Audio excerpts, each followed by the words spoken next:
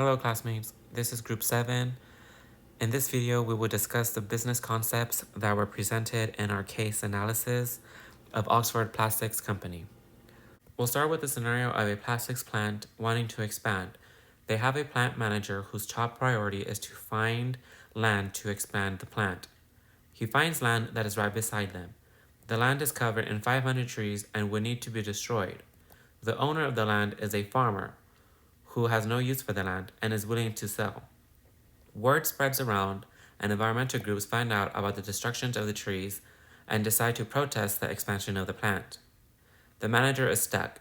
He wants to expand, but he doesn't want to give the company a bad reputation for destroying the trees. So he collaborates with them. He promises to replant the 500 trees that were destroyed and plant an additional 500 more for their troubles and environmental causes. The protesters agree, and the plant is able to expand. This is an example of collaborative networking, where companies and organizations get together with one another to benefit each other. This builds honesty and trust among the organizations that can last a lifetime. Next, we still have the same plant and the plant manager who is to oversee the expansion of the plant. He sends an email out to the governor letting him know about the future plans of this plant. The governor becomes interested and gets involved. He lets the city officials know to help out with the expansion of the plant, to help out with any permits or zoning issues that the plant might face when trying to expand. Word goes around and the public is made aware of the expansion of this plant. And the public is all for it. The expansion will create new jobs for the people around the town. This is an example of an organizational ecosystem where people from a community all get together for the same cause. In this instance, we had the governor, the city officials, the public all get involved and are all for the expansion of the plant. The main reason of this is for the economic development of the town. The new plant will create new jobs, which will bring more money into the community. And again, we have the plastics company wanting to expand with the plant manager. He's looking around for land. Again, we're bringing back the farmer. The farmer this time has good land instead now.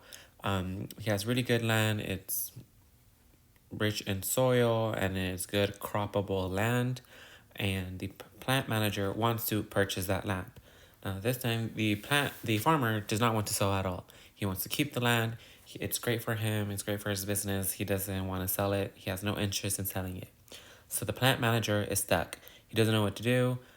He needs to find a place to put this new plant, and he would prefer it to be super close to them. So he calls on his people. He calls on his subordinates to come in and help him out with this issue. He calls on them to figure out a way for them to try to get the farmer to sell his land, to give it up. So they do some digging, they look around. Eventually, they end up finding that the farmer's land that is right next to his home is not owned by him. It is owned by another company, the potato company. Now, the potato company owns this land and for a while has been wanting to downsize their company, which is perfect for the plastics company because they can come in and let them know, hey, we want to buy your land. We have an idea. Maybe we could swap land with the farmer since it's close to his home. It's the same acreage, same good soil, and he'll be wanting to trade. That way he gets to go to work right out when he steps out the door. He doesn't have to travel across town to get to work, and it's good for everybody. So the potato company ends up selling the plastics company the land, and now the plant manager goes up to the farmer and is like, hey, got a new proposition for you. Same amount of acreage, great soil, good cropland, right next to your home. Let's do a trade. Give me this land, that way this company could expand and you get this other land that's right next to your home and you don't have to travel that far to get to work. The farmer sees that it's all the same. He could do the work from that field that's right next to his home and he decides, yes, let's do it. So they switch. So the farmer gets the land that's next to his home and the plant gets to expand. This is an example of resource dependence, where companies and organizations try to use as many resources as they can to try to get what they want. And in this instance, the plant manager used their people to look into the farmer and to figure out a way to get him to sell the land. And they eventually end up doing so. This concludes the end of our video. We went over 3 major business concepts that were presented in our case analysis. If you'd like to know more about our case analysis, it is in our textbook for this course. It is at the end of chapter 5. I hope you guys found this video informative. Thanks for watching. Have a good one.